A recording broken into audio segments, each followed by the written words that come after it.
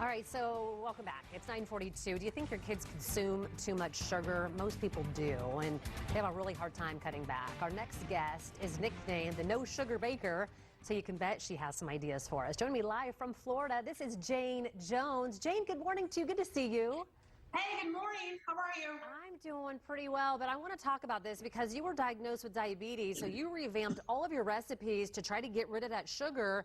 It can be done, and it can still taste good. Oh my gosh, absolutely. So I like to say I went from the ER to becoming the no sugar baker. I had no idea I was very sick with and diagnosed as severely diabetic. Lost my eyesight for about 3 weeks. 6 months later, insulin-free, diabetic medicine-free. 60 pounds later, my vision was back to 20/20. Before I got sick, I'd love to bake. So I had to figure out a way to get this kitchen behind me to be my science lab.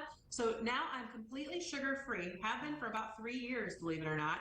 And you know what? You don't lose the taste, but you have to be very smart about it. I know the CDC just came out with that study that shows that the kids in the younger generation have this like crazy increase for a chance of diabetes. So they need to really start watching their sugar levels too now before they get to the point where I was at. So here's like one major tip. Yeah, read labels, friends. You need to read labels because you need to understand sugar has at least 75 different names associated with it.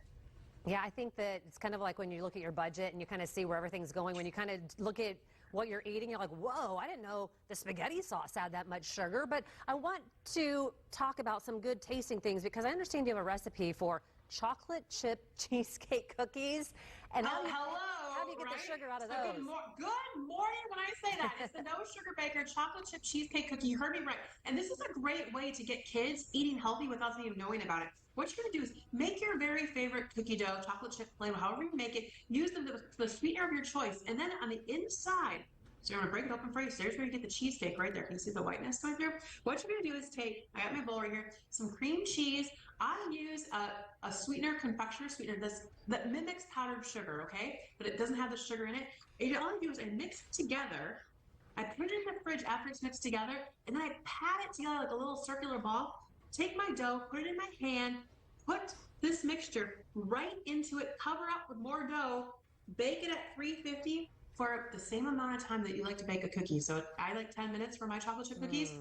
And then literally the cheesecake filling comes all the way outside into the dough. Let me tell you, this is my newest all-time favorite cookie. Kids, we had a 12-year-old who absolutely couldn't stop eating them. She loved them.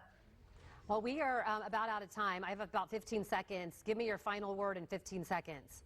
Hey, if I can do it, you can do it. I had to go cold turkey, so do it now. Go to nosugarbaker.com for all the recipes. We also just launched this awesome, just completely sugar-free cookie dough, so you can make it really easy, healthy, Yum, fast. yum, yum. And I know you have a recipe for jalapeno cups. We're going to get all of that. Jayne's recipes at home at fox59.com/recipes, and we'll connect you to our website if that's something that you're struggling with. Jim O'Brien, I know a lot of people do.